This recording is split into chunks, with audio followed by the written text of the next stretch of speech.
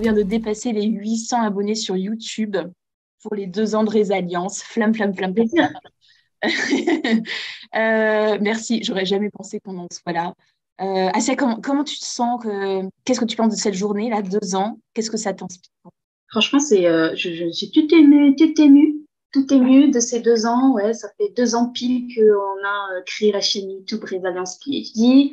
2 ans pile qu'on s'est rencontrés, Delphine, sur LinkedIn, Oui, qu'on a eu notre première visio et qu'après notre première visio, on s'est jamais quitté. Ma partenaire de feu, c'est Delphine.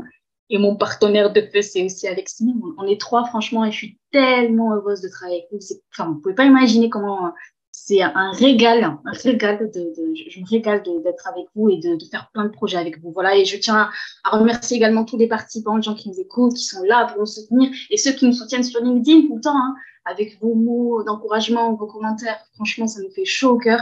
Voilà, tout ce qu'on fait, on fait pour vous. Voilà. carrément. On se fait plaisir aussi et c'est tant mieux. Merci Isabelle pour ce bravo. Qu'est-ce que j'ai raconté moi? Un petit peu avant de se connecter, voilà, j'ai eu un petit instant de nostalgie. J'ai voulu retrouver les premiers messages qu'on s'est envoyés avec Asia. Alors, dans mon Ouh. souvenir, c'était Asia qui m'avait écrit et en fait, non. Donc, j'ai trouvé un pauvre message. Bonjour, merci pour votre publication. Tu avais dû faire un post complètement délirant. Je ne sais pas si je pourrais le retrouver. Ça remonte Comme d'hab, hein. à novembre 2020. Novembre 2020. Mais alors, ce qui est rigolo, c'est que j'ai pu retrouver le post. Ah ben alors, je l'ai perdu, mais c'est pas grave, je vais retrouver ça rapidement. Le tout premier post qu'on a fait pour la première session. Bon, je laisse ça en stand-by, évidemment. J'ai mon meeting qui bug, sinon c'est pas drôle. Bref, alors, pour aujourd'hui, on va faire un petit mix, comme vous l'avez déjà compris, parcours d'Asia et puis focus résilience, ce qu'on a fait, pourquoi on le fait et pourquoi pas un peu de prévisionnel, soyons dingues. On va commencer avec le côté classique, entre guillemets, nos Yes. interviews. Alors, je ne sais pas s'il y a des personnes qui connaissent pas trop les interviews. Alors, après, il y a plein que je connais. Pour une ou deux personnes, j'ai un petit doute. Mais voilà, en gros, la raison d'être de ces interviews qu'on retranscrit après sur YouTube, c'est vraiment cette période de transition entre la fin de la thèse et la prise d'un premier poste dans le privé. Parce que nous, ça nous intéresse de connaître des noms de métiers, le vocabulaire, les tâches, en quoi c'est intéressant pour un PhD, comment il peut s'éclater là-dedans, certes, mais ce côté vraiment, est-ce qu'il y a du chemin entre les deux? Parfois, il y a quelques mois, 1 an, 2 ans, peut-être plus, surtout si on fait des post-docs, n'est-ce pas, Asia? Yes. Deux post-docs. Il y a des doutes, il y a de l'incertitude et voilà. Donc, on avait aussi envie de décortiquer tout ça pour pas être uniquement, même si c'est très, très précieux dans les informations concréto-pratiques, est-ce que je dois faire des formations ou pas pour ce métier, quel trait de personnalité on a pour s'épanouir dans tel ou tel métier. C'est très bien, mais voilà, il y a ce deuxième point qui pour nous est absolument indispensable voilà, pour se sentir écouté, compris parce qu'on a quand même des parcours super chelous, on va pas se mentir. Du coup, Asia, tu t'es déjà présentée à pas mal d'occasions, lors de d'autres interviews peut-être. Tu avais fait une émission pour une radio, j'ai plus le nom en tête. Yes, yes, yes. J'avais beaucoup appris sur toi avec un angle de vue peut-être encore plus personnel avec ton enfance et tout ça. C'est ça. Et Sophie, je rebondirai sur ton petit message tout à l'heure. Et est-ce que aujourd'hui, alors sans répéter une millième fois la même chose, est-ce que tu peux nous parler aujourd'hui un peu de comment tu as vécu ta transition? Elle a duré combien de temps? D'ailleurs, je ne me représente pas. Alors, en nombre d'années, ta soutenance versus ton premier jour dans ta start-up. Startup. Ouais, avant, avant de commencer, Delphine, je tiens à te dire que déjà, ça me fait bizarre d'être de l'autre côté. Et oui, D'habitude, sur Résilience en live, c'est souvent moi qui anime les interviews. Et donc, toi, c'est toi aujourd'hui qui prends le lead avec plaisir. Donc voilà, donc j'essaie de me positionner en tant que en tant qu'intervenante, etc. Donc oui, sportive. comme tu l'as dit, j'ai souvent eu l'occasion de parler de mon parcours euh, en recherche. Où j'ai passé quand même pas mal de temps. Si je dois additionner thèse et mes deux postdocs, ça fait presque 10 ans hein, dans la recherche académique, c'est pas négligeable. Hein. Tiré, oui, 10 ans. Moi, quand j'ai commencé mes études en licence, je me voyais pas devenir chercheur. Autant te dire que c'était pas un truc, tu vois, je me dis, forcément, je vais faire une thèse, forcément, je vais devenir chercheur. Le seul objectif pour moi, c'était d'aller le plus loin possible, d'être toujours parmi les meilleurs. Tu sais, le côté hyper challenge que j'avais tout le temps. Que Oui, oui, oui, ça m'avait marqué dans ta personnalité. Ouais, que je kiffe d'ailleurs. Moi, tu me donnes un challenge, je fonce. Georges, bonjour à vous, ça fait plaisir. Moi aussi, ça fait plaisir, Georges, que tu sois là. Et ma caméra qui se remet à déconner, ça oui. Ouais, ta question, c'est, ouais, j'ai soutenu ma thèse en 2015, je l'ai commencé en 2011, et j'ai commencé mon job à Startup en 2021. Ça fait 10 ans entre le moment où j'ai commencé ma thèse et le moment où j'ai intégré la startup Obsidia, laquelle je suis donc R&D Project Manager. Donc, ouais, 10 ans, 10 ans. Ma transition, elle a duré environ 1 an et demi, 2 ans, pas mal. Mais pendant cette transition, fait pas mal de choses. J'ai accouché d'un petit bébé. Oui, Donc, j'ai eu mon congé maternité à ce moment-là.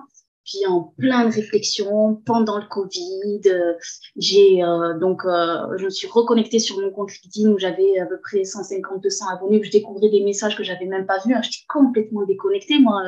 En étant en postdoc, j'étais dans mon cocon, je faisais que des manips, je travaillais soir, week-end. Vraiment, j'étais déconnectée j'étais dans une bulle, en fait, vraiment, dans une bulle. J'étais pas du tout en train de faire du réseautage et je ne réfléchissais pas du tout à l'après-postdoc. Donc, autant te dire que j'étais vraiment le profil, franchement, qu'il faut pas suivre. Il faut pas. Et donc, quand j'ai fini mon second postdoc, mon contrat s'est terminé, bon, dans ce contexte que je t'ai expliqué, hein, c'est-à-dire Covid, bébé, machin, j'ai vécu une transition, mais turbulente, vraiment, avec, j'ai réfléchi dans tous les sens à 360 degrés. Je trouve que j'ai eu des idées un peu folles parfois de tout arrêter, tu parlais de MSL à un moment, c'était pas un métier qui Oui. t'attirait beaucoup, j'ai retenu ça. Alors attends, parce que le métier d'MSL n'est pas arrivé tout de suite. Je pense que le premier réflexe, et heureusement que j'ai eu, c'est de me connecter sur LinkedIn et de commencer à communiquer, faire des posts. Alors vraiment de manière assez thérapeutique au départ, parce qu'il y avait en moi l'envie c'était dur de couper le cordon avec la recherche académique, donc il fallait que je fasse cette thérapie en quelque sorte, que je pense un petit peu, parler de douleur, c'est un peu profond, mais j'y ai passé tellement de temps en recherche académique et forcément, tu as une sorte d'addiction. J'en ai parlé pas mal dans mes posts, vraiment, une sorte d'addiction avec la recherche. Et donc, il a fallu couper ce cordon et ça m'a beaucoup aidé, Delphine, de faire des posts, d'écrire des posts. Ça, je trouve ça super parce que dans un moment où on se sent peut-être pas au top et tout, on aurait peut-être plutôt tendance à se renfermer ou ce genre de choses. Enfin, en tout cas, une partie des personnes réagissent comme ça. Et tout au contraire, tu as décidé de te montrer, d'écrire, de raconter ta vie. Et ça m'a attirée à toi. Voilà. Et donc, tu vois, grâce à ces posts, j'ai pu attirer du monde comme toi, comme Alexis, comme plein de gens maintenant qui me connaissent aujourd'hui et qui font partie de l'aventure. Et je te cache pas que oui, à travers mes posts, ouais, tu vas les reconnaître mes posts quand tu les lis. Je veux dire, je sors un peu du cadre, je m'éclate dans mes posts, je prends du Ouais, plaisir, non, mais je partage, je donne. la folle dingue. Je crois que c'était pas le tout premier post que j'ai vu de toi, mais je me souviens, t'avais pas mis ta tête dans une poussette, un truc comme ça. J'ai eu Genre, des périodes un peu bébé, folles. J'ai eu des périodes un peu folles, effectivement, où je me baladais avec mon bouquin de thèse, je faisais des photos à Pôle emploi avec. Enfin, j'ai fait des trucs, franchement osés, provocateurs parfois, mais c'est juste ça. Hein. J'avais juste envie d'affirmer des choses et quitte à bousculer les opinions, Voilà, j'étais vraiment dans cette phase-là, à ce moment-là. Et donc, oui, après, je me suis calmée, Delphine. Une fois que j'ai coupé le cordon avec la recherche, je me suis dit, ah, c'est plus possible, c'est bon, c'est fini, de toute façon. Je me suis fait des raisons. Et je me suis dit, de toute façon, regarde, dans le privé, il y a plein d'opportunités possibles. Je suis allée sur YouTube, j'ai rien trouvé. Je cherchais des témoignages, rien. Je me dis, c'est pas possible. Je vais sur LinkedIn, je vois pas, il n'y a pas des gens qui écrivent des posts pour communiquer sur les problèmes qu'on a à la recherche académique, sur les opportunités. Je trouvais rien. Et là, je me suis dit, il y a vraiment quelque chose à faire. On ne peut pas rester comme ça, les guys. Fait une communauté life science, il y a des choses qui se passent. Et puis, quand je regarde un peu les profils des gens, je me rends compte qu'ils ont plein de postes différents dans le privé. Je vois des commerciaux, des gens qui sont dans le marketing, dans les affaires médicales, dans la recherche clinique. Et je me dis, mais ouais, mais en fait, il y a un fossé, quoi. Il y a un truc qui se oui, passe. qu'est-ce que ça veut dire tous ces mots? Enfin, moi, je me souviens, on m'avait parlé de consulting. Ça, Genre, parce que on me c'était. demandait des conseils, c'est mais des conseils de quoi? Je vais conseiller de faire quoi à qui? Une idée.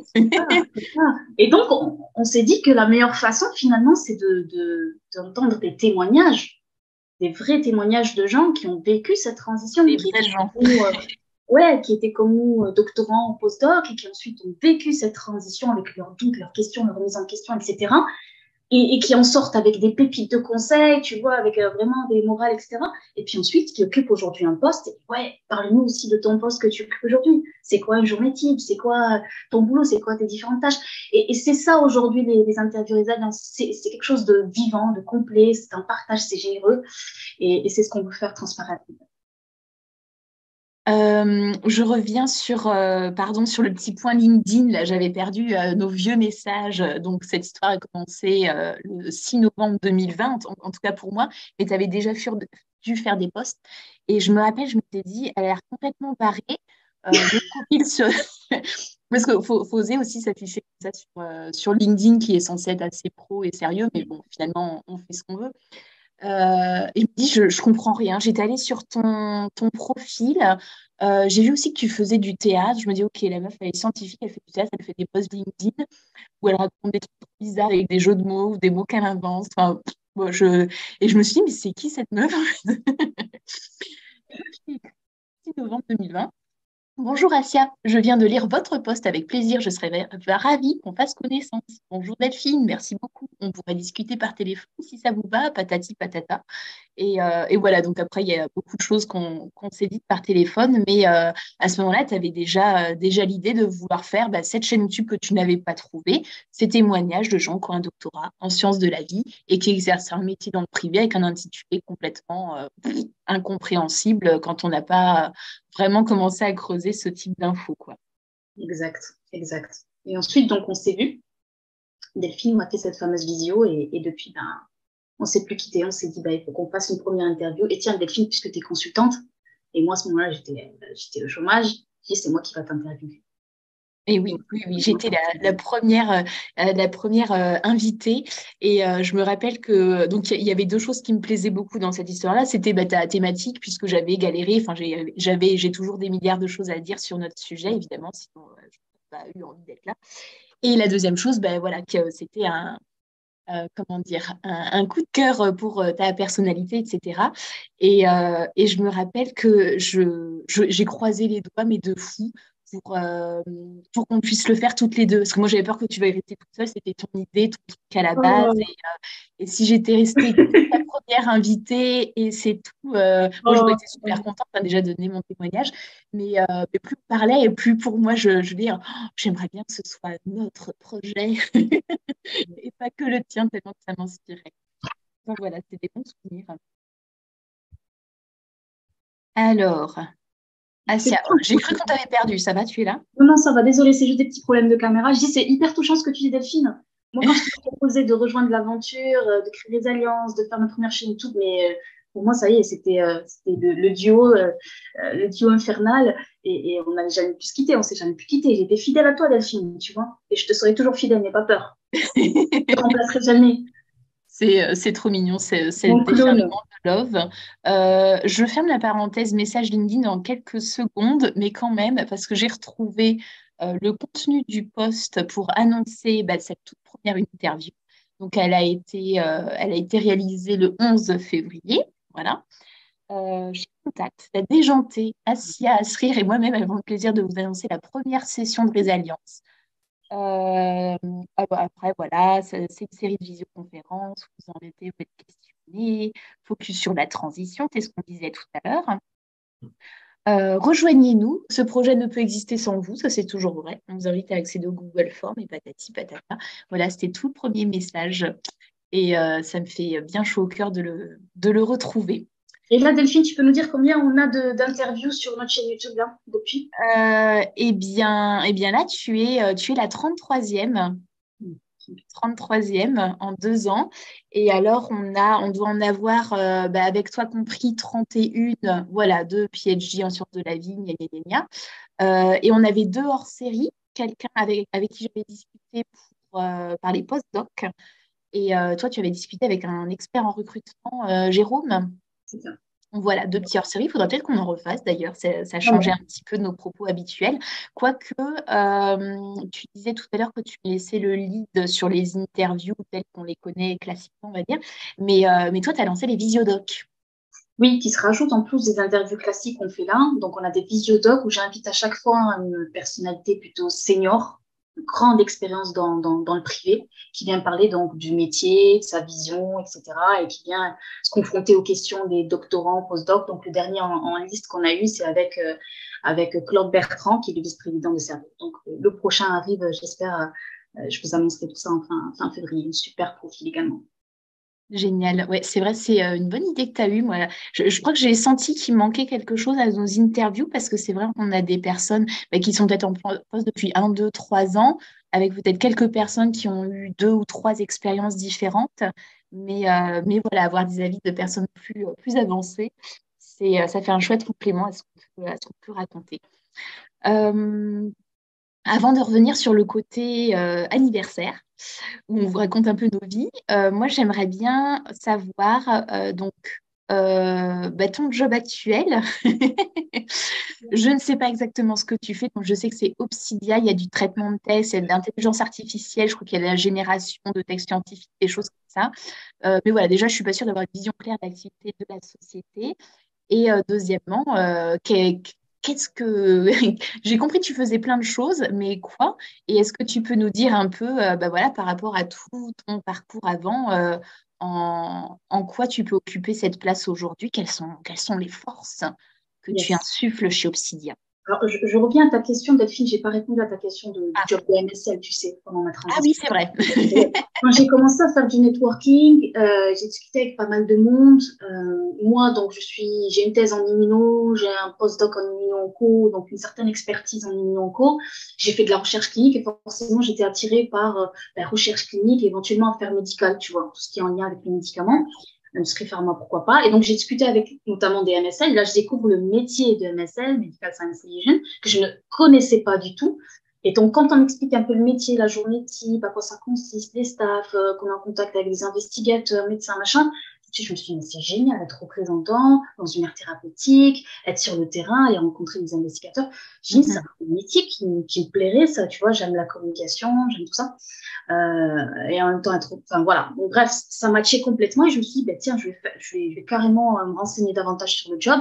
Et puis après, je suis passée à une phase où j'ai commencé à contacter directement les recruteurs, directement les directeurs médicaux, etc. C'est comme ça que j'ai réussi à avoir des entretiens. Donc, j'ai été focus sur le métier de MSL, alors sachant que le métier de MSL, c'est dans les industries pharma, donc c'est des grosses structures avec des grands process, enfin voilà, ça n'a rien à voir avec la petite start-up, hein, on est d'accord? Oui, Delphine. Ouais, j'ai une petite question et ça me permet de rebondir sur le petit ajout qu'a fait Sophie tout à l'heure. Donc Sophie qui nous suit aussi sur LinkedIn et qui est MSL, sauf erreur de ma part, qui parlait aussi d'opportunités dans le public. Alors c'est vrai qu'en soi, on n'a rien contre le public. Mais voilà, c'est juste que pour nous, la transition vers le privé pouvait éventuellement représenter des problématiques qu'on ne connaît pas forcément. Bref, elle parlait d'opportunités en public, HAS, ANSN, donc cette autorité de santé et agence nationale sécurité, je sais pas, je sais plus. Bref, donc je sais pas si le côté public t'intéressait ou plus du tout dans ces Non, histoires moi, quand j'ai coupé le cordon pour de bon. d'industrie pharmaceutique. Exactement, je m'excuse. Encore la caméra qui Ah déconne. voilà, Je j'entre la filme. médicaments. Merci. Donc, je te disais, moi, quand j'ai coupé le cordon, c'était pour moi définitif. Hein, c'était pas pour revenir dans la recherche. Et en même temps, je vais t'expliquer pourquoi. Maintenant que je suis en start-up, avec la vision que j'ai aujourd'hui, je suis encore plus convaincue que de toute façon, je n'aurais pas pu évoluer dans la recherche, en tout cas dans l'environnement que moi j'ai rencontré. C'était juste pas possible, tu vois, vu que je m'éclate dans cet environnement de start-up. Donc, juste par rapport au métier d'MSL, du coup, j'ai eu des entretiens. Et clairement, hein, tous les entretiens quasiment que j'ai eu, c'est des entretiens donc, que j'ai décrochés sur LinkedIn en contactant directement les directeurs médicaux, décidément. Cette, et donc voilà, donc ça me plaisait. J'étais vraiment focus sur cet objectif de décrocher un poste. La grosse difficulté, c'est que j'étais un peu coincée dans le sud-ouest et que dans le sud-ouest, il n'y avait pas énormément de postes. Donc j'avais pas mal de discussions pour dire ok, super, votre profil m'intéresse, mais là tout de suite sur le sud-ouest, j'ai pas d'opportunité. Mais j'ai eu quand même pas mal d'assessments. Je suis allée jusqu'au bout. Où vraiment, les gens me disent vous avez le profil, vous allez finir par décrocher un poste. C'est sûr, c'est une question de temps. Donc, si tu veux, moi, j'ai persévéré dans ça. Et un jour, et c'est là où vraiment il faut rester ouvert aux opportunités et pas rester focus uniquement sur un type de job, etc. Un jour, je reçois un message privé de mon boss actuel qui me dit, bah, écoute, j'ai vu ton profil, je suis tombée vraiment par hasard en tapant quelques mots-clés dans la barre de recherche. Est-ce que ça te dirait qu'on discute? Enfin, moi, voilà, j'ai une start-up, on travaille sur ça, ça, ça. Il m'a balancé 3 mots-clés. Il m'a dit, je recherche un profil finalement avec une expertise life science et je suis persuadée que tu feras le job. J'avais déjà eu un entretien, moi, tu vois, pour un poste de MSL. J'attendais juste la réponse. Et tu sais, comme les process dans les industries pharmaceutiques sont assez longs, il fait parfois 2-3 mois avant d'avoir une réponse définitive. Donc, en attendant, je me suis dit, why not? Faire l'entretien, donc, tu vois, avec ce type qui me contacte. Le feeling est super bien passé. Donc, on a discuté pendant 1 heure en visio. Voilà, vraiment, le feeling est très bien passé. Et puis, il m'a dit, ben, si ça te dit, on refait une deuxième visio avec mon associé, je te présente Charles, etc. Mais on te propose donc de nous faire. Alors lui, il est PhD en physique, Charles, c'est un professionnel de l'Internet, etc. Donc complètement novice de mon domaine immuno et surtout qui voulait que je lui présente ma thèse autour des anticorps et des vaccins. Enfin voilà, ils étaient complètement novices. Ils m'ont dit fais-nous une présentation un peu vulgarisée, qu'on comprenne un peu ton sujet de thèse. Voilà un peu le premier challenge qui m'a balancé. Moi, Delphine, tu me donnes un challenge, je pense, et même je kiffe. Donc je me serais régalée. j'ai pris du plaisir à le faire. Donc, j'ai fait cette présentation, je leur ai présenté, je leur ai expliqué les anticorps, j'ai vulgarisé, machin, ils ont bien compris le sujet, c'était hyper interactif. À la fin, je me suis dit, mais ces gars-là, je les aime bien, tu vois. Enfin, je sais pas, il se passe un truc, tu vois, tu sens qu'il y a un bon relationnel, qu'ils sont très humains, à l'écoute, machin, moi, c'est des choses que j'adore. Et puis après, et c'est là le côté start-up où ça va vite, c'est ça que je kiffe, c'est que j'ai enchaîné les entretiens à 1 semaine, 2 semaines d'intervalle. Deuxième entretien, à la fin de l'entretien, il me dit, bah, écoute, monte sur Paris. Je crois qu'il m'a laissé 1 semaine, 10 jours. Je suis montée sur Paris. Troisième entretien, par contre, il m'a re-challengé, mais il a mis la barre haute. Il m'a dit, maintenant, voilà, tu as l'application de veille. Je vais t'expliquer ce que je fais, Delphine, après. Voilà l'application de veille qu'on a, de veille technologique. Je veux que tu prennes ça, que tu analyses et que tu me dises, toi, tes remontées, qu'est-ce que tu ferais évoluer sur cette application, quelles sont tes suggestions. Voilà, il me demande vraiment d'aller creuser dans la machine. Mise en situation, c'est top. Ouais, vraiment une mise en situation hyper challenge. Donc, moi, j'ai surfé un petit peu et j'ai regardé, j'ai analysé, tu sais comment on est, nous, les chercheurs, on est vraiment dans l'esprit critique et on kiffe ça. Et je suis montée sur Paris, ils étaient deux, ils ont projeté ma présentation, slide par slide, et vas-y que je t'enchaîne des questions, et vas-y que je te challenge, et vas-y que. Ils étaient vachement surpris de voir que je leur ai fait sortir des trucs qu'ils n'avaient pas du tout analysés.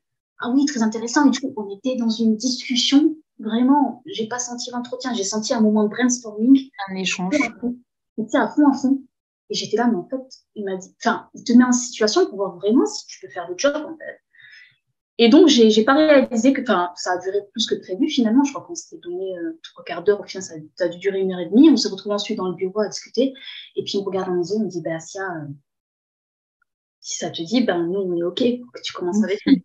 On te veut, on te kiffe. On te kiffe, voilà, que tu viens, rejoins-nous, quoi. Et toi, tu les regardes, t'es là, ben, on va tous réfléchir, mais c'est génial. Et puis, troisième challenge qu'il m'a mis aussi, c'est dans le bureau, quand ils étaient tous les deux, il m'a dit, ben, écoute, il m'a regardé, il m'a dit, bon, maintenant, je voudrais que tu vois comment tu fais si tu devais appliquer dans une demande de financement, comment tu verrais ça, Donc, autre simulation, il te demande vraiment de pitcher. Alors, vas-y, pitch-nous.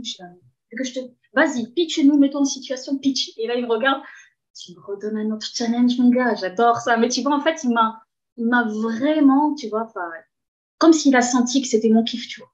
Ils m'ont challengé, rechallengé, et j'ai kiffé. Et j'ai dit oui. Et ça, je vais pas te dire que j'ai dit oui tout de suite parce que j'étais entre mon job de MSL pour lequel je cherche depuis 1 an, voire un peu plus. Et là, cette opportunité qui arrive très, très vite, c'est où les entretiens s'enchaînent, où il y a le feeling, tu vois. Et tu fais quoi? Et je me rappelle que Georges, il est encore là, c'est une des personnes justement que j'ai consultée en me disant, mais Georges, tu crois que moi je suis faite pour la pharma, grosse boîte ici, ou la start-up, tu penses que je kifferais quoi? Tu penses que je devrais prendre quoi? Et Georges, il m'a dit, ne réfléchis même pas. Toi, en start-up, tu vas me kiffer. Ça va être, je t'ai dit fonce, quoi. Il m'a dit fonce, la start-up c'est fait pour toi, tu vas te régaler. Et, et voilà, donc vraiment, j'ai pris j'ai pris cette décision assez vite, puis sans avoir la réponse de l'industrie pharma. Je me rappelle que c'était les vacances. Et Sylvain, mon boss actuel, m'a dit, bah, si tu veux, on commence en janvier. J'ai commencé en janvier. Voilà. Et tu as fini par avoir une réponse pour cette autre piste MSL ou tu leur as carrément écrit pour dire désolé les gars, j'ai fait un Alors, je mouchard? t'explique. Quand tu fais une recherche de poste, tu passes des entretiens, et ça, c'est forcément inscrit dans mon ADN. Je vais forcément prendre contact avec des gens de l'équipe, je vais sympathiser pour que je sache ce qui se passe en interne. Et je connaissais déjà 2 personnes en interne qui bossaient dans l'équipe en question, qui m'ont fait des retours comme quoi le manager il était à fond avec moi et que potentiellement ça allait le faire. Maintenant, il faut prendre une décision dans la vie, hein. Donc, du coup, j'ai fini par dire non sur le poste de MSL et puis à part commencer cette aventure en start-up. Mhm. Voilà, donc il faut faire des choix j'ai quand même consulté des gens, j'ai discuté, j'ai réfléchi pas mal et ça m'a aidé de discuter avec des gens qui ont du recul et qui sont passés par là et qui savent ce que l'environnement startup peut apporter ou vraiment qui connaissent ma personnalité et qui se disent, bon, toi, vraiment, ça va le faire. Franchement, t'es faite pour ça et tout. Donc, et en même temps, je me suis écoutée moi-même. Je veux dire, les entretiens se sont super bien passés, un super feeling. J'ai discuté avec des gens de l'équipe, ils ont l'air hyper humains, attentifs, attentionnés, tout ce que tu veux. Et j'avais tous les ingrédients pour dire, bah, vas-y, fonce. Première expérience en privé, ça va être en start-up. Et franchement, je ne regrette à aucun moment. Tu sais pourquoi? Parce que j'étais postdoc, tu sais le rythme du postdoc, tu sais, tu bosses H24, t'es hyper stimulé, et tu vas en start-up et franchement pour moi limite presque ça a été presque une continuité parce que le rythme de la start-up il est, tu vois, Ouais, c'est pas un truc plan-plan. et donc dans ma personnalité je suis quelqu'un qui j'aime pas m'ennuyer, j'aime quand ça va vite, j'aime faire plusieurs choses en même temps, j'aime être stimulée sans arrêt. Isabelle, désolée, je dois partir. Désolée, Isabelle, c'est pas grave si tu dois partir. Bon, ok, ma belle. Et donc voilà. Donc, du coup, j'ai commencé mon poste en janvier l'année dernière. Ouais. J'étais en train de me dire, quand on a fait de la recherche comme nous, voilà, master, doctorat, éventuellement postdoc, je pense que parmi les choses qui nous plaisent, c'est, à bientôt Georges, c'est aller vers l'inconnu, avoir des incertitudes. On te dit aussi, Georges. Ouais, dans la recherche, on va vers l'inconnu, on veut voilà, produire des nouvelles connaissances. Et puis en start-up, ben voilà, on se lance et puis on ne sait pas exactement qu'est-ce qu'on va faire, comment on va le faire. Donc je pense qu'il y a des choses comme ça qui peuvent entrer un peu en résonance et enfin, j'ai l'impression que ça fait partie des choses qui me plaisent au côté. Ah, on y va, comment, pourquoi, on ne sait pas exactement, mais feu. On a embarqué dans un truc, on sent qu'on va faire des choses stimulantes, le sujet nous intéresse, les gens avec qui on interagit, ils ont l'air super sympas, il y a le feeling. Franchement, quand tu as ça, tu as tous les ingrédients pour dire fonce. Mhm. Après, comme on sait, la carrière, une carrière, c'est pas un job. Tu sais, tu peux avoir plusieurs jobs dans une carrière. Mais quand tu sais qu'un job potentiellement peut t'apporter certaines choses, tu peux évoluer, tu peux monter en Ouais. compétence sur certains aspects. Je pense qu'il faut savoir à un moment donné foncer et dire allez, on y va, on tente. Ouais. Euh, C'est exactement ce que j'allais dire par rapport à si tu avais eu ce oui pour MSL, enfin voilà, il y a un choix, même si tu as fait un choix, mais si ça se trouve, dans quelques années, tu seras MSL, peut-être que tu vas être appelé par ce métier, une opportunité, j'en sais rien. Tu vas rigoler, Delphine, il y a une Miss que j'ai contactée il n'y a pas longtemps, qui est manager MSL. Elle a un poste head of manager, je sais pas, c'est même plus que manager. Et donc, je la contacte juste pour dire bonne année. Elle a un super profil. En fait, je la verrais bien interviewer pour, tu vois, enfin, je la verrais bien participer aussi à l'enquête. Enfin, bref, je me suis dit, il faut renouer le contact. Et à l'époque, en fait, mon CV lui avait été envoyé par un gars. Donc, elle se souvenait de moi. Donc, je lui ai dit bonne année et tout. Génial. Elle me répond, elle me dit, est-ce que vous êtes toujours à la recherche d'un poste de MSL? C'est rigolo. C'est vrai que, Les gens se souviennent. ouais, ouais. Et donc, je lui ai dit non, non, pas pour le moment. Mais, et elle m'a dit, en ce moment, j'ai juste un stage. Mais par contre, si vous êtes toujours, quand vous recherchez vous allez rechercher un poste de MSL, contactez-moi. Enfin, tu vois, finalement, c'est le réseau que tu construis pendant ta recherche d'emploi, finalement, te sert et te servira ensuite, en fait. Ouais, c'est un capital en fait, on le garde avec soi. C'est pas forcément perdu dans la nature à tout jamais. Pas du tout. Il y a un capital qu'il faut maintenir, justement. Exactement. Par rapport à tout ce que tu as raconté, je prends toujours des petites notes. On retrouve ben, souvent les mêmes choses. Alors, je suis désolée, c'est redondant avec d'autres interviews. Mais voilà, pour ton opportunité Obsidia, donc c'est le dirigeant ou fondateur ou je ne sais pas qui t'a écrit sur LinkedIn. Donc, il y a le côté réseau. Pourquoi il t'a écrit? Bah, parce que tu t'es montré, tu as fait des posts ou voilà, je ne sais pas.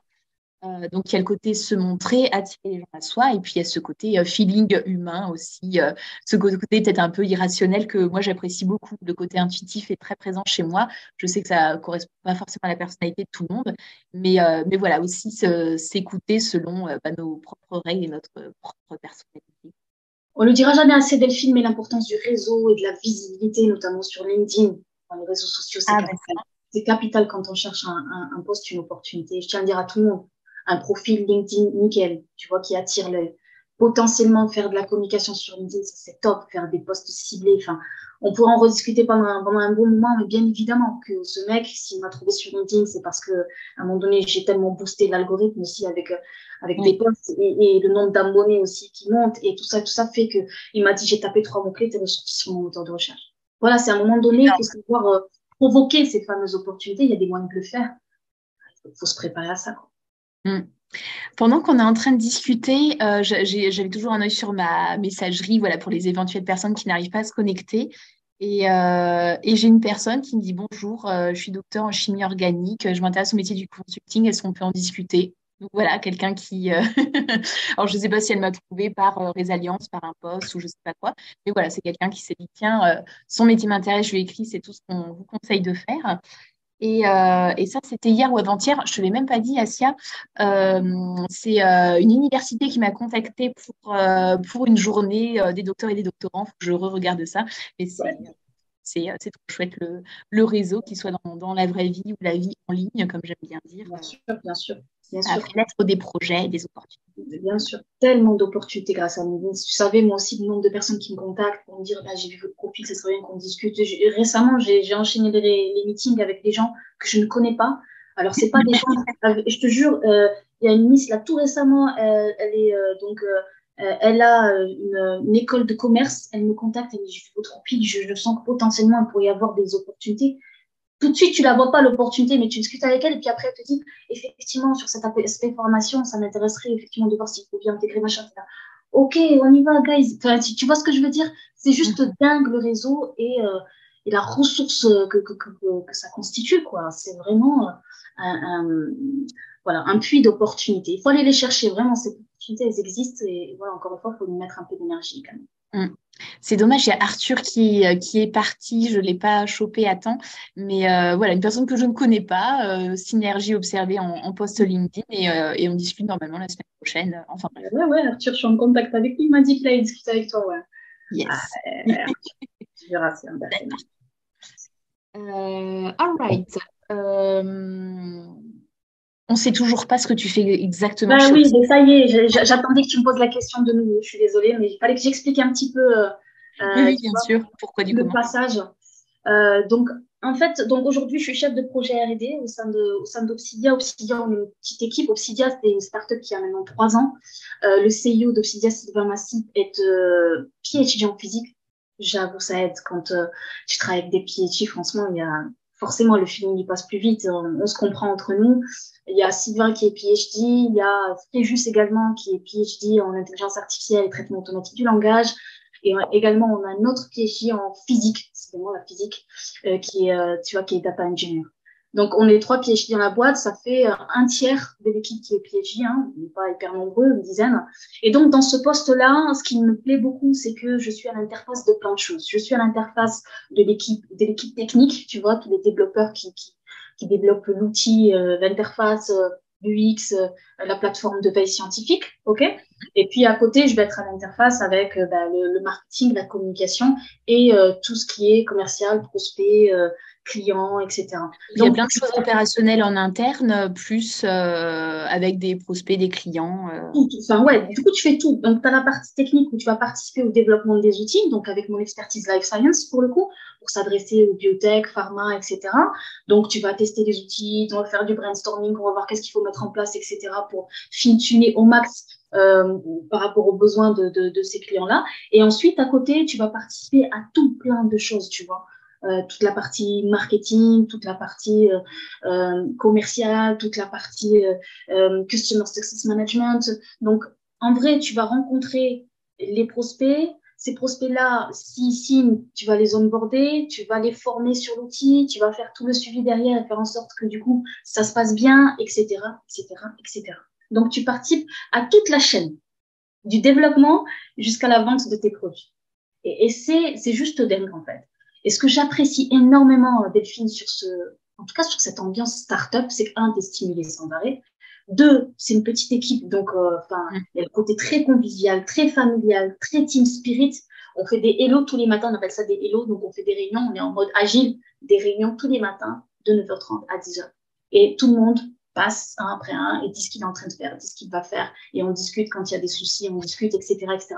Une méthode agile que, franchement, c'est loin de ce que moi j'ai connu, loin de ce que j'ai connu donc en recherche académique, hein, pour le coup, où mon chef, parfois, il pouvait même pas être au courant des manips et des résultats. Enfin, je le voyais peut-être tous les 2-3 mois pour lui faire un reporting des résultats. Les 2-3 mois, oui, c'est Ouais, pas, ouais. En postdoc, pas fréquent. non, non, en postdoc, c'était ça. C'est-à-dire que je faisais mes manips et puis bah, j'accumulais les résultats. Et puis, je le voyais vraiment que quand j'avais reproduit les résultats, que c'était nickel. J'ai fait un PowerPoint et après, on brainstormait dessus. On se voyait pas tout le temps. Enfin, tu vois, on se voyait en réunion. Mais tu vois, il n'y a pas ce côté hyper agile qu'on retrouve en startup. Et c'est vraiment génial si on veut aller vite, puis on veut être efficace. C'est une super méthode, tu vois. Euh, et donc, voilà. Donc, ça veut dire que j'ai plusieurs casquettes. Donc, je te dis pas, Delphine, que c'est adapté à tout le monde. Autant te dire qu'il faut être Désolée, dans sa tête. ouais. Déjà, il faut adorer être hyper stimulé sans arrêt, adorer faire plusieurs choses en même temps, adorer faire plein de choses différentes. Tu vois ce que je veux dire, passer d'une activité comme marketing à Oui, une parce activité que, bon, même si en thèse, on a plein de choses différentes à faire, mais si c'est plein de manips, ça reste des manips de biologie cellulaire, de biologie oui, moléculaire, de oui, biochimie, je sais pas quoi. Mais là, ça va être discuter avec un client versus je fais de la com versus comment je peux améliorer cette fonctionnalité qui me plaît pas trop. complètement, des choses complètement différentes. Et ça, il faut être plutôt agile et flexible, quoi. Il faut plutôt apprécier ça. Donc, oui, ça veut dire qu'il faut savoir passer d'une chose à l'autre assez rapidement. Il faut s'adapter, il faut être flexible. Et puis, ce qui est hyper intéressant, surtout dans cette histoire-là, c'est de te voir monter en compétence, tu vois. Enfin, je veux dire, moi, quand je suis arrivée sur le job, je n'avais pas d'activité commerciale. Ouais, Et c'est c'est vrai. vraiment et ouais, c'est vraiment ma curiosité parce que au départ, ils étaient deux sur la partie commerciale. Donc, on avait un alternant, on avait le CEO qui bossait là-dessus. Et moi, c'est vraiment par curiosité que je leur ai dit, bah, est-ce que je peux assister aux réunions? Est-ce que je peux vous aider, vous apporter un petit coup de main? Est-ce que je peux faire un peu de prospection, etc. Et depuis, ça y est, je baigne complètement dessus, je baigne complètement sur cette partie. Ça fait partie de mon job aujourd'hui, la partie commerciale. Et aujourd'hui, je peux te gérer un premier meeting avec un prospect jusqu'à la signature du devis et la facturation, le suivi après-vente. Donc, voilà, Donc, tout ça c'est en en énorme. fiction. Non, mais en énorme, tu vois comment tu évolues. Et ça, maintenant, ça veut dire que tu peux le mettre dans ton CV. Ça veut dire qu'aujourd'hui, ben, la scientifique Asia et la communicatrice et plein d'autres choses, aujourd'hui, elle est aussi commerciale. Tu vois? Et ça, ouais, ça a de la valeur pour nous. Bloc. Ouais. Donc, c'est pour ça que quand vous évoluez déjà, quand on évolue dans une entreprise, ne vous contentez pas juste des tâches qu'on vous donne, allez voir ailleurs aussi ce qui se passe. Allez voir là où vous pouvez, allez voir ce que vous pouvez encore, tu vois, allez voir les compétences que vous pouvez développer en plus parce que tout ça, c'est que du bonus dans votre CV. D'accord? Mais Donc, alors, attends, ouais. excuse-moi, c'est trop rigolo que tu parles de ça. Je pensais pas en parler aujourd'hui, mais évidemment que si. Donc, par rapport à mon métier, donc consulting en financement de la recherche, voilà, j'ai autant de missions que de clients ou plusieurs missions pour certains clients, bref. Et pour la communication de la société dans laquelle je travaille, on fait des webinaires. Et donc, on m'a demandé il y a quelques semaines, ah, Delphine, tu veux pas faire un webinaire? Ah, Eh ben, c'est bon. évidemment que si ma tête n'est pas encore assise sur YouTube, donc je sais déjà que je vais me régaler. Je suis en train de le préparer. Et donc, voilà, ce sera un exemple d'autres compétences ou des choses avec lesquelles j'ai une certaine affinité. Exactement. Et je pense que ma manager savait déjà que j'allais dire oui quand elle Ben m'a. oui, ben en plus, ils savent ce que tu fais avec Resilience et avec la chaîne YouTube. Donc, ils savent que tu as des compétences là-dessus et ça te permet vraiment de les mettre en œuvre dans le cadre de ta profession. Voilà. Ça, c'est C'était chouette. dans la parenthèse, mais c'était l'exemple parfait pour ce que tu étais en train de raconter. Alors, tu comprends mieux maintenant ce que je fais Delphine ou c'est encore flou? Non, mais tu sais quoi? Alors, même s'il y avait un certain flou, je pense comprendre en partie assez concrètement parce que ça me rappelle le stage en start-up, moi, que j'avais fait avant mon poste actuel, où il y avait voilà, du logiciel, aussi du hardware, et il y avait plein de choses, communication, marketing. Alors après, sur le côté vraiment la solution elle-même, c'est beaucoup de développement, de code, d'API. Je suis incapable de faire ce genre de choses. Mais voilà, après, pour tester les choses et dire, ah, bah, tiens, ça s'affiche comme ça, c'est pas très intuitif ou ce genre de choses. Le côté bêta-testeur et faire de la prospection et puis installer Ouais, tu vois. les outils chez les clients, leur montrer comment ça fonctionne et tout. Donc voilà, ça fait un petit peu écho à ça. Et autre chose que je voulais rajouter, Delphine, c'est-à-dire que, enfin, en tout cas, moi, je le vis comme ça, c'est ma startup. Ce qui est génial, c'est que tout ce que tu vas faire, tout ce que tu vas faire va avoir un impact direct et tu vas pouvoir voir le résultat en live, tu vois. Je veux dire, si tu dois comparer dans une grosse industrie, parfois, tu es un pion qui fait tourner la machine, tu vois, et tu vas pas. Enfin, des fois, les process sont tellement longs qu'il faut patienter également pour pouvoir faire une action qui, toi, te semble importante, tu dois la justifier, implémenter, etc. Et avoir l'accord de machin, machin, machin. Là, je peux décider demain de faire quelque chose. Je le fais. J'ai une certaine flexibilité qui est assez incroyable. Et c'est ça aussi qui me plaît, tu vois, c'est de me dire tout ce que je le fais pour la startup, pour la boîte. Et je vois que ça fonctionne, et je vois que ça permet de pousser la croissance, et je vois que ça permet d'apporter de nouvelles initiatives, de nouvelles idées, de nouveaux produits, de nouveaux. Euh, c'est top, tu vois. C'est Ouais. vraiment ça dont j'ai besoin, moi, c'est de voir le concret, tu vois. Et je vais juste te raconter, enfin, une anecdote. Non, c'est ce que m'a dit récemment mon chef. Il me regarde et puis à un moment donné, je lui parle, il me dit oui. Alors, je dis voilà, moi, j'ai dit dans ce message-là, j'ai dit dans la startup, machin, il lisait un truc que j'avais écrit. Et il me regarde et il me dit, Massian, pourquoi tu dis dans la startup où je travaille? Je dis, mais non, il me dit, il faut dire dans ma startup, tu vois. Il me dit, Ah, d'accord. et ça m'a fait vraiment un déclic parce qu'il me fait comprendre qu'en fait, ben oui, je suis aussi entrepreneur dans cette startup. On est tous embarqués, si tu veux, on est tous en train de pagayer ensemble, tu vois. Il faut qu'on soit harmonisé, il faut qu'on le fasse avec la même force, il faut qu'on aille dans la même direction. Et ça, c'est formidable de voir ce côté-là hyper, tu vois, hyper, cet esprit d'équipe, de dire, ben, on est tous entrepreneurs, on est en train tous de vivre une aventure C'est votre entrepreneuriale. produit à tous, en fait. C'est Ouais. tous notre startup à nous. Alors, c'est pas mon bébé à moi comme Résalliance, tu vois, où je l'ai vu naître. Mais là, il est Mais encore tu très le fais beau. évoluer aussi. Il y a un peu de l'ADN d'Asia dedans, hein. Exactement. Et ça c'est assez stimulant et gratifiant. All right. Alors, le temps file et j'allais justement vous inviter, si vous voulez ouvrir vos caméras, vos micros, ne serait-ce que pour faire coucou. Et au moment où j'allais dire ça, j'ai une question qui est apparue. Bonjour Delphine, j'ai une question pour Asia, souci de micro. Alors, pour un jeune PhD en recherche académique dans la biologie, quels sont vos conseils? Tes conseils, je change, pour rassurer en entretien sur l'aspect management des personnes quand on veut travailler dans la R&D privée. Donc là, j'ai juste un doute. Est-ce que l'aspect management, est-ce que ça concerne le fait de soi-même manager des autres ou soi-même être managé par quelqu'un d'autre? Voilà. Donc, OK. Le management de projet, le management Non, manager de... d'autres personnes. Si toi, par exemple, si tu postules à quelque chose où tu vas être amené à être responsable d'autres personnes. J'ai l'impression que ça refroidit les recruteurs sur un profil jeune docteur. C'est pas faux. Alors, c'est qui pose cette question? Je vois Alors, pas. c'est Diarra, mais c'est un message qu'elle m'a envoyé en privé. Ah, d'accord. Ben, Diarra, t'as pas tort. Effectivement, les recruteurs, ils sont un peu, voilà, ils sont un peu frileux là-dessus parce que pour eux, surtout quand on a peut-être juste une thèse, pas fait de postdoc, ils se disent que ben, on a été quand même pas mal drivé par notre directeur de recherche, ceux qui connaissent un petit peu la recherche, et donc du coup, on est un peu dépendant de notre directeur qui nous dit fais ci, fais ça, et je sais que certains doctorants le vivent comme ça. On n'a pas vécu tous la thèse de la même façon. Certains ont été très indépendants et ont vraiment géré leur projet de manière autonome. D'autres pas du tout, ont été vachement drivés par le chef. Mais à côté, ouais, sur la partie management plutôt de ressources humaines, forcément, ça freine un petit peu. Mais là où tu peux, toi, argumenter, et ce que je faisais moi également, c'est que forcément, en étant doctorant ou en étant postdoc, tu as encadré des étudiants. Donc, sur cet aspect-là, tu as travaillé avec des techniciens ingénieurs. Donc, tu les as aussi drivés pour qu'ils t'accompagnent dans tes manips. Tu as aussi fait de l'enseignement, ça c'est important aussi. Enfin, il faut vraiment que tu mettes toutes les choses en avant qui te permettent de dire oui, encadrer des gens, je sais faire, former des gens, je sais faire parce que je l'ai fait. Et après, il faut me faire confiance. À toi aussi de montrer à travers le fait que tu es quelqu'un qui a confiance en toi, ta manière de parler, ta manière, tu vois, de te mettre en avant, ta manière de valoriser ton parcours, fait également transparaître des qualités, fait également transparaître des qualités qui sont attendues par un recruteur. Donc, tu sais, le côté un peu leadership, tu vois, ça, il faut aussi que ça ressorte. Et ça, je pense que Diara, pour mettre toutes tes chances de ton côté, ouais, c'est une question de préparation.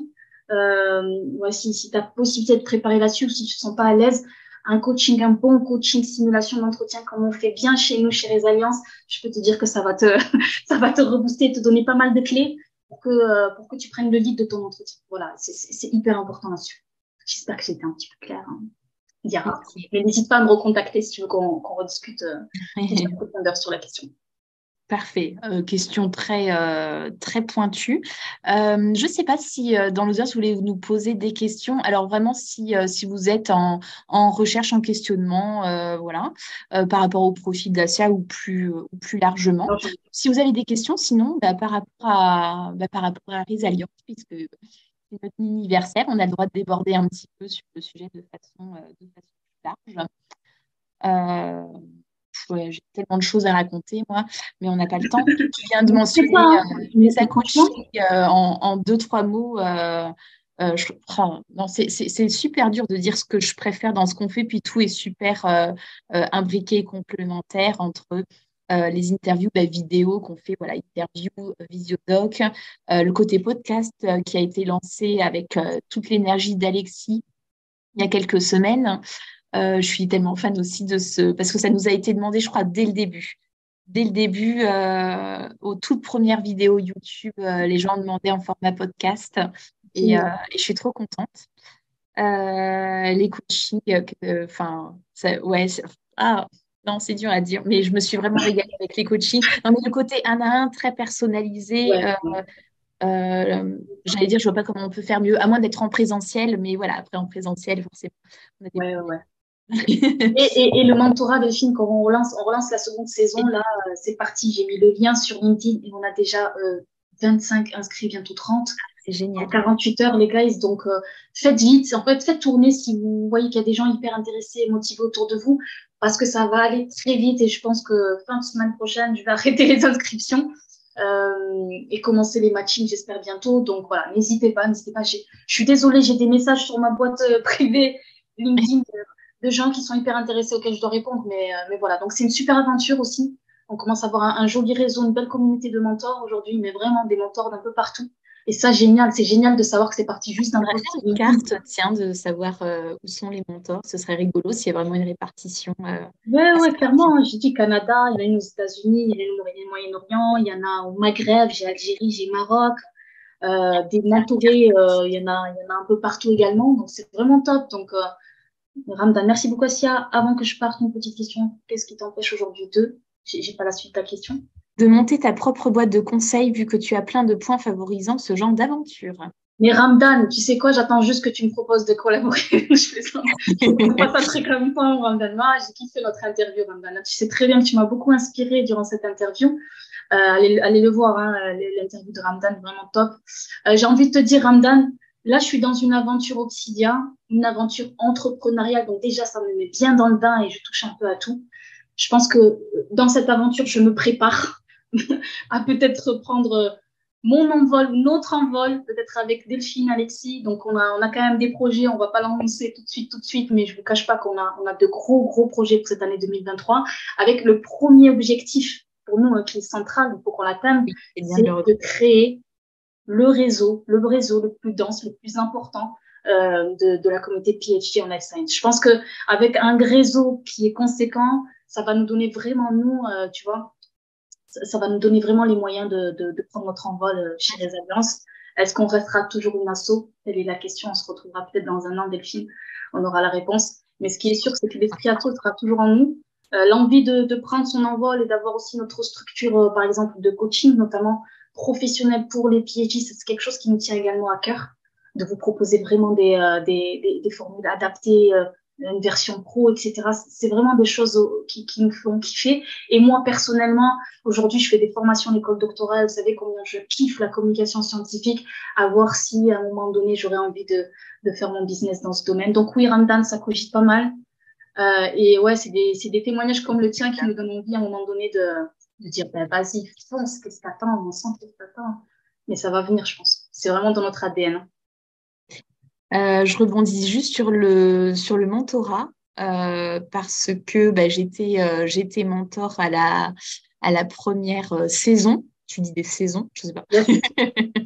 Je me suis régalée. Oh, ma petite mentorée d'amour, voilà, c'est ma petite sœur.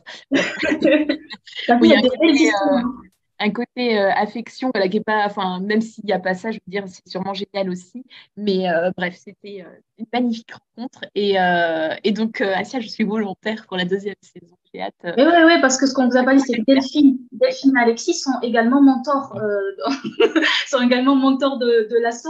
Et franchement, ça me fait tellement chaud au cœur de me dire, on y a mis l'énergie. J'ai mis beaucoup d'énergie cet été pour lancer la première saison du mentorat et de voir comment les mentors, ils s'éclatent, mais ils s'éclatent. Mais limite, des fois, j'étais là, mais attends, c'est un mentor ou un mentoré? Quand t'as des commentaires de mentors qui me disent, waouh, je suis trop bien, c'est trop bien, c'est trop bien, c'est trop bien. T'es là, Oui, oui, oui, on se oh, demande. wow. Donc, il y a tellement dans notre communauté, entre guillemets, en life science, de mentors, de PhD dans le privé, qui veulent aider à leur tour, qui veulent rendre l'ascenseur, qui veulent accompagner des PhD, ça leur tient tellement à cœur que quand tu leur donnes l'opportunité, mais vraiment, ils kiffent, ils kiffent. Et c'est ça, moi, que je veux, c'est qu'on continue à prendre du plaisir, vraiment, dans ce mentorat. Et moi, j'ai beaucoup d'ambition, Delphine, tu le sais, comme toujours. Je vois très grand ce mentorat. Je vois que là, on va entamer la seconde saison. Mais voilà, si les gens nous font confiance, on va faire un gros, gros job. Génial. Et L'avenir tu vois, assure. ça me fait une perche parfaite pour le petit mot d'Alexis que j'avais loupé par rapport au mentorat. C'est vrai que, alors, il y a des choses à faire et à ne pas faire dans le mentorat, mais bon, bref. Donc, quel conseil donnerais-tu à un doctorant qui souhaite partir dans le privé? Parce que c'est la totalité des personnes qui s'inscrivent au mentorat, qui sont dans cette dynamique.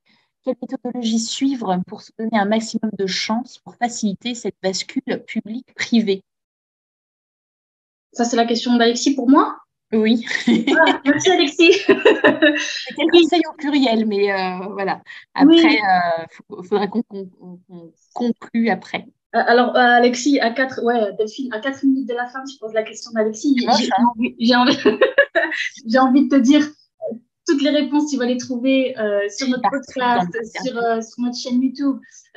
Il aurait fallu un peu plus de temps pour détailler là-dessus. On a beaucoup parlé du réseau. Je pense que c'est la première chose à faire, hein, c'est capital, hein, d'avoir un profil LinkedIn, de réseauter, d'aller contacter les gens, de faire une sorte d'enquête métier, tu vois, sans être dans le truc, je t'envoie mon CV, est-ce que tu as un job pour moi? Attention, Ah il y a oui, des trucs à ne si, faites pas pas ça. faire. On a fait un podcast dédié à ça. Faites gaffe, il y a des trucs qui vous brûlent les cartes d'un coup et c'est pas bon du tout. Donc, soyez quand même stratégique là-dessus. Moi, c'est toujours dans ces démarches-là, enquête métier. Jamais j'ai des questions, vous en pensez quoi? Voilà mon parcours.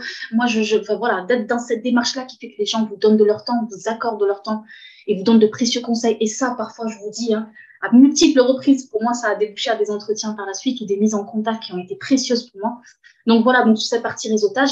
Et après, ben, la partie préparation, si vous sentez que vous manquez de confiance en vous, que vous savez pas valoriser votre parcours, qu'en termes de com, c'est pas la folie, que votre CV, il est pas comme il faut, vous sentez qu'il vous manque les codes, qu'il manque tout ça, franchement, faites-vous accompagner. Je veux dire, ne faites pas le truc, et j'en ai vu certains, hein, qui balancent, qui font leur CV et qui balancent dans les job boards. Et après, ils viennent vers moi et me disent, mais ça, je comprends pas, j'ai fait 200 candidatures, j'ai pas de résultat. Ben oui, forcément, tu n'auras pas de résultat. Mais c'est pas de ta faute, c'est juste que ta démarche, elle est pas bonne. Vous êtes tous des pépites, vous avez tous de super profils, votre CV est blindé, vous avez fait les plus longues études du monde. Il n'y a rien à remettre en question par rapport à ça. Vous avez vraiment toutes les compétences transversales. Les soft skills, ça se travaille forcément. Tu vois, il y a des moyens de les travailler. Faites plein de choses à côté de vos manips. Ne restez pas juste dans le cadre de la recherche scientifique et tout. Faites plein de choses. Allez sur le côté associatif. Faites votre chaîne YouTube, votre podcast, communiquez, écrivez sur LinkedIn, marketing. Il y a tellement de choses à faire qui fait que vous allez vous blinder, monter en compétences, valoriser votre CV. C'est ça qui est précieux aujourd'hui. Et, euh, et je disais, et je le dis toujours, je suis convaincue encore une fois qu'un PhD qui switch vers le privé, c'est une question de préparation. C'est une question de préparation. Un PhD qui est bien préparé, qui met toutes ses chances de son côté, il n'y a pas de raison. Vous allez le décrocher, ce job dans le privé. Et on le dit tout le temps, hein. On dit que le plus difficile, c'est de mettre un premier pied. On l'a fait, nous. Vous pouvez le faire. Moi, je l'ai fait. J'étais pas préparée. Je l'ai fait avec mon instinct. J'ai senti que le réseau était important. J'ai beaucoup communiqué. Donc, la com m'a vachement aidé. Le théâtre aussi, j'adore ça. Maintenant, vous, voilà, ayez juste les bonnes cartes, les bonnes stratégies, contactez les bonnes personnes, ayez des personnes ressources autour de vous. Moi, je sais que quand je discute avec les gens, je prends parfois 1 heure, voilà, au bout du fil. enfin, une demi-heure, j'en sais rien, mais quand je discute avec les gens qui me racontent leur parcours, que je les conseille vraiment et que je suis à l'écoute, une sorte d'écoute active, et que je vais aller cibler chez eux leurs points faibles, leur dire attention, enfin, où ça me semble des fois évident, c'est juste des choses qu'ils n'ont pas vues, ils avaient besoin de l'exprimer. Parfois, c'est juste des discussions comme ça qui franchement ouvrent les yeux. Et à multiples reprises, j'ai eu des gens qui m'ont dit, Massia, quand j'ai discuté avec toi, tu m'as ouvert les yeux. Voilà, je t'ouvre les yeux, ben vas-y, fonce. Aidez-vous si vous avez besoin qu'on vous ouvre les yeux. Juste ça, aidez-vous. Juste ça. Et après, parfois, c'est pas compliqué. C'est t'as ouvert les yeux, t'as entendu ce que tu voulais entendre, tu t'es rassuré, ben vas-y, fonce. T'as tout, fonce. C'est beau. Je te remercie. Alors, pendant cette magnifique tirade qui m'a emmenée très très loin, 3 messages. Donc, je traite rapidement. Donc, on a Nina. C'est une énorme question que tu poses, Nina. Ma question est de savoir que faire pendant sa thèse pour bien préparer l'après-thèse. Alors, je pense, Alexis, je pense que tu lui fais la même réponse que ce que je m'apprêtais à faire. Je vais regarder ton lien. Nina, moi j'avais envie de te renvoyer à l'épisode 5 de notre podcast Resign qui s'appelle Quand et comment préparer son après-thèse, qui est au mot près, ben voilà, au mot près la question que tu viens de poser, c'est ce que Alexis dit aussi. Donc, tous les 3, on te conseille d'écouter ce podcast parce qu'il est là pour ça. Après, si tu as des questions complémentaires qu'on peut venir ajouter et construire en complément à ce podcast, n'hésite pas à nous contacter sur LinkedIn ou par email. Mais voilà, là, c'est un sujet, on va traiter ça en 40 minutes. Donc là, ça va être chaud. Ensuite, nous avons qui? Je remonte les messages. Amina, bonjour la Team Résilience, vos actions sont très utiles. Est-ce que vous avez des contacts avec les écoles doctorales pour intervenir auprès des docteurs ou masters? Personnellement, j'aurais aimé connaître une association comme la vôtre à l'époque. Tu as un truc à dire, Asia, où je me lance? Vas-y, Delphine. Qu'est-ce que tu entends par contact? Qu'est-ce que tu voudrais Peut-être faire? des partenariats ou des choses comme ça. Écoute, moi, je vais répondre ce que je vois là-dedans, Amina. Alors, on a des contacts, je trouve qu'on en a, mais c'est encore trop timide. Moi, je veux effectivement que toutes les écoles doctorales de sciences de la vie, de toutes les vies possibles, nous connaissent, qu'on puisse intervenir alors en visio, en présentiel, avec, je sais pas, proposer des documents, des ateliers. Oui, il n'y a pas de limite à tout ça.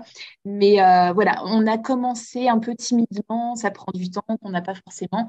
Mais oui, en tout cas, ce serait une ambition qu'on a carrément, qu'on soit très connu dans toutes les Yes, universités. et puis je précise, moi j'ai mis un premier pied avec, je suis formatrice donc, pour l'école doctorale de Et oui, Toulouse. Et je donne des formations en communication orale écrite et je m'éclate à mettre, je les simule, je leur fais plein de simulations, enfin des exercices oraux, vraiment, je les challenge et ils ont adoré.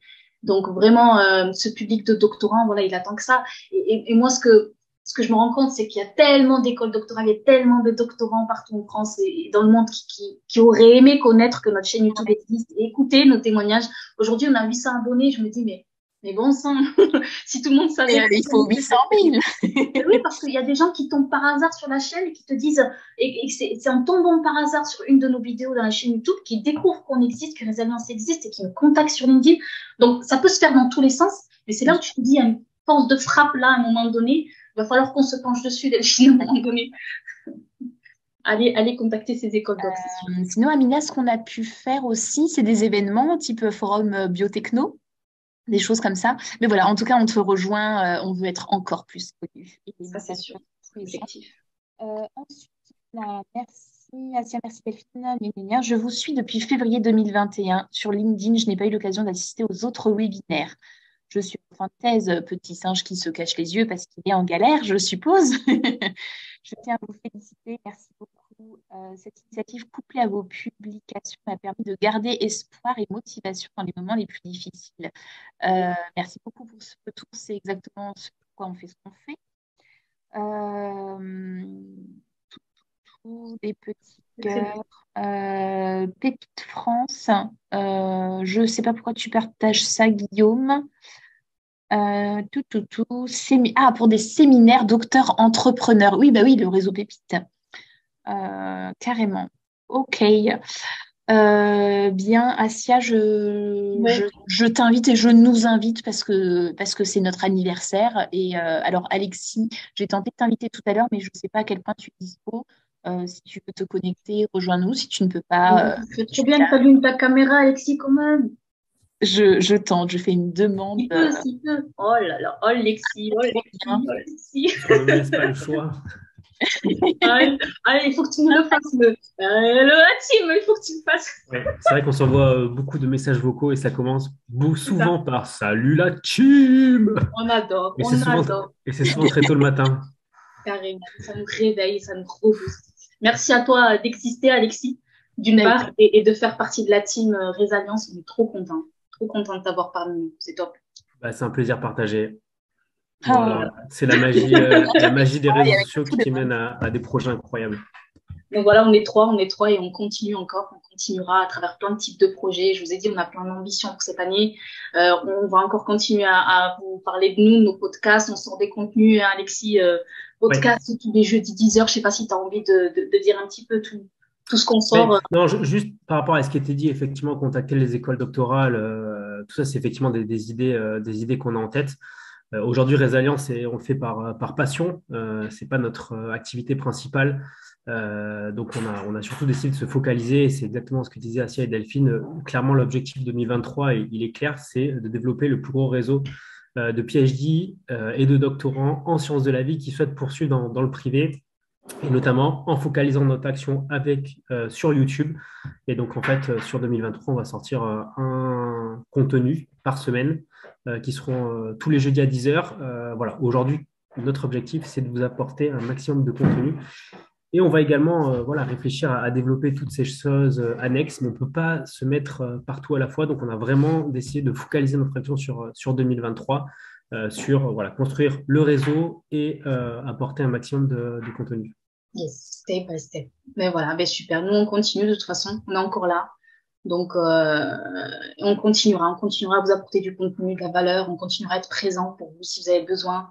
Contactez-nous sur LinkedIn, continuez à nous soutenir parce que c'est votre soutien qui fait qu'aujourd'hui, on tient à côté de nos jobs respectifs. Voilà, nous, on fait plein de choses pour vous et souvent entre midi et deux, c'est souvent le week-end, le soir. Mais on le fait, comme disait Delphine et Alexis, avec grand plaisir. Ça, c'est un grand kiff pour nous de vous aider, pour nous ça. Et quoi qu'on fasse, quoi que devienne Résilience dans le futur, sachez que ça sera toujours dans l'ambition de vous accompagner dans cette transition. Vous, PhD en life science, je crois qu'il y a les mots-clés. Et voilà, notre objectif premier, c'est de créer, ce que disait Alexis, le réseau le plus grand en life science. Alors oui, c'est ambitieux. Alors oui, c'est ambitieux, je le redis, mais on y croit très fort parce qu'on sait que derrière, vous êtes là. Vous êtes là pour nous soutenir. Vous avez toujours montré. Juste pour ajouter une chose, aujourd'hui, si effectivement ce qu'on fait, vous êtes convaincu de ce qu'on fait et vous souhaitez nous soutenir, de soutenir Résilience, le meilleur moyen aujourd'hui, c'est d'en parler autour de vous et de faire les gens, les personnes autour de vous souscrire à la chaîne YouTube. Voilà. Aujourd'hui, c'est clairement notre focus. Donc, le meilleur moyen de soutenir aujourd'hui Résilience à votre niveau, quel que soit où vous êtes, c'est d'en parler autour de vous et de faire que ce réseau, on l'espère, en tout cas, on va tout faire pour, explose. Voilà. Tu as très bien dit, Alexis, tout à l'heure, on parlait des écoles doc. Il y a plein de doctorants qui nous écoutent, qui kiffent ce qu'on fait, qui nous soutiennent. Chose très simple. Vous avez un réseau, vous avez des adresses email, vous connaissez plein de doctorants. Partagez. Et c'est ça qui va faire qu'on va être connus, hein, c'est grâce à vous. Alors nous, effectivement, il faut qu'on trouve le temps de contacter ces écoles doc. On ne sait pas forcément qui contacter, etc.